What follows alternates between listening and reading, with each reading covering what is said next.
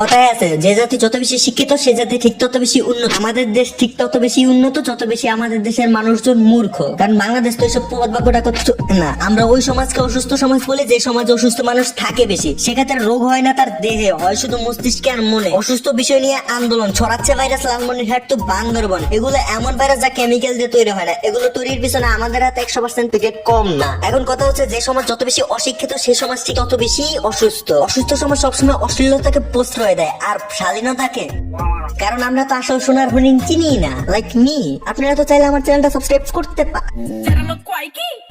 তো ভাই ব্রাদার্স, আজকের ভিডিওটা কোন টপিকে হইতে চাইতেছে তা হয়তো অলরেডি বুঝে গেছো। চলো ঝাঁপায় পড়ি অসুস্থ সমাজটাকে ধ্বংস করে। তো উইদাউট এনি সিরিজ চলো আমরা আমাদের ভিডিওটা শুরু করে ফেলি। যদি বড় হয় সিনিয়র ভাইয়ারা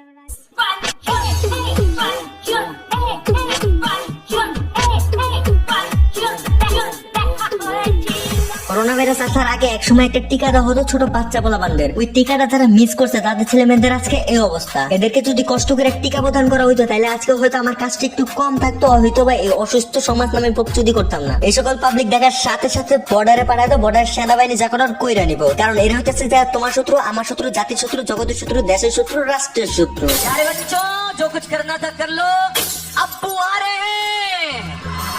কুত্তার বাচ্চা ফুটফুটে সুন্দর, যদি তারে করো আদর মন খুলে আসবে ছুটে তোমার কাছে পদ ভুলে। গায়ক ফকির সাহেব গানটি উপস্থাপন করেছেন মূলত বোবা প্রাণী কুকুরের বিশ্বস্ততা, সরলতা, নিষ্পাপ কুকুরের প্রতি মায়া প্রকাশে। একই সাথে গানটি অসৎ ব্যক্তি মানুষের কর্ম এবং ধর্মের মূল ভাবকেও প্রকাশ করে। কুকুরের মধ্যে তফাৎ করে বোঝানো হয়েছে কুকুর সব মানুষের তুলনায় ভালো, লয়াল এবং কারোর কোনো ক্ষতি করে না। কিন্তু টিকটকাররা গানটিকে তারা এরকম ভাবে গালি হিসেবে সর্বত্র ব্যবহার করে বেড়াচ্ছে। একটা নিউজে দেখলাম টেলিগ্রামে বাংলাদেশি তরুণদের 4.25 লাখ সদস্যের একটি গ্রুপ আছে যারা কিনা মেয়েদের অনুমতিহীন নুড ভিডিও ধারণ সংগ্রহ করে সেগুলো অন্যের কাছে বিক্রি করছে। আবার সেসব দিয়ে ব্ল্যাকমেল করে অর্থ আত্মসাৎ করছে। ফ্রিল্যান্সিং চক্রটি ইন্টারনেটে ছড়িয়েছে 20,000 আপত্তিকর ভিডিও এবং 30,000 ছবি। যাই হোক, এটা তো মাত্র 4 লাখ সদস্যের কথা। মাত্র 20 বছর আগে পিছিয়ে থাকা আজকে চীনের ইয়াং জেনারেশন যখন জ্ঞান বিজ্ঞান শিক্ষা গবেষণা তথ্য প্রযুক্তিতে বিশ্বকে ছড়িয়ে যাচ্ছে, তখন আমাদের দেশের ইয়াং জেনারেশন কাজ কি জানেন? লক্ষ্য করলে দেখতে পারেন কে কার সাথে শুইলো, কে কার সাথে গেল, কে কার সাথে জড়িয়ে ধরলো, কার সাথে কার ভালো ভাব হইলো। এগুলো আমাদের দেশের মানুষ জোয়ান বৃদ্ধ সব বয়সীদের আলোচ্যের বিষয়। এইসব লাইক শেয়ার কমেন্ট করে দেশের প্রায় প্রতিটা ছেলে মেয়ে যেন একরকম পয়সা থেকে আনন্দ পায়। চাইনিজ শিক্ষার্থীরা যখন এআই নিয়ে আমেরিকার সাথে প্রতিযোগিতা করছে তখন আমাদের দেশের ছেলে মেয়েরা কান মুডস ফাঁস করেছে সেইটা নিয়ে প্রতিযোগিতা করছে। চাইনিজ ছেলে মেয়েরা যখন মহাকাশ মঙ্গল গ্রহ নিয়ে গবেষণা করছে তখন আমাদের দেশের ছেলে মেয়েরা অন্যের কাপড়ের নিচ থেকে বেরোতে পারে নাই। চিন্তা করছেন আমাদের দূর, আমাদের রুচিবোধ, আমাদের ভিশন, আমাদের মিশন কোথায় আটকে গেছে। বিশ্বে কত কি ঘটে যাচ্ছে, কত কি আবিষ্কার হচ্ছে। সমগ্র বিশ্বে এআই, রোবট, মেশিন লার্নিং নিয়ে তুমুল আলোচনা চলছে। এআই প্ল্যাটফর্ম সম্পূর্ণ ইমপ্রুভ করলে বিশ্বে কাজ আর প্রায় 30 থেকে 50 কোটি মানুষ।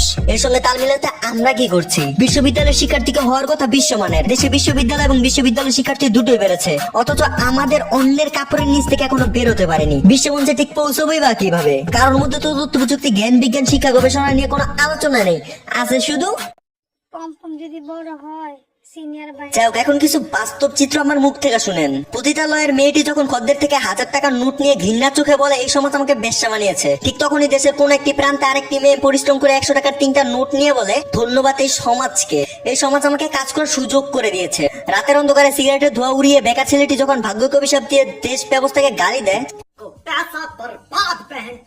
ঠিক তখনই দেশের কোন প্রান্তে আরেকটি ছেলে সিগারেটের সেলসম্যান হয়ে ঘাম ঝরাচ্ছে। প্রশ্নের বিপরীতে তার জবাব পরিশ্রমী আমাকে বেকারত্ব থেকে মুক্তি দিয়েছে। কোন নিষ্ঠুর সকালে কোটিপতি সন্তান যখন বৃদ্ধ মাকে বৃদ্ধাশ্রমে নিয়ে যায়, ঠিক তখনই একই শহরের অন্য প্রান্তে গরিব ছেলেটি অসুস্থ মায়ের মুখে একটি রুটি তুলে দেয় এবং মায়ের চিকিৎসার জন্য সবার কাছে হাত পাতে। প্রশ্নের বিপরীতে তার জবাব মা পাশে না থাকলে আমি কিভাবে বাঁচবো। এখানে এসে আমার দুটো কথা বলতে বড্ড ইচ্ছা হচ্ছে। সত্যিকার অর্থে জীবনে কিছু করতে চাইলে একটা রাস্তা খুঁজে পাবে, আর না করতে চাইলে 1000টা বাহানা খুঁজে পাবে। পৃথিবীটা ঠিক তেমনই যেভাবে আমরা দেখি সুন্দরভাবে বেঁচে থাকার জন্য রাস্তার অভাব নাই, কিন্তু আমরা সেই রাস্তাটাকে খুঁজে নিতে আগ্রহী নই, বরং সবসময় আমরা ভাগ্যকে দোষারোপ করি। কোটিপতি সন্তানটার কাছে মা হয়তো বোঝা, কিন্তু গরিব ছেলেটির কাছে মাই সব। আর এখানে এসে দ্বিতীয় উক্তিটি একদম মিলে যায়, ওই যে পৃথিবী ঠিক তেমনই যেভাবে আমরা দেখি।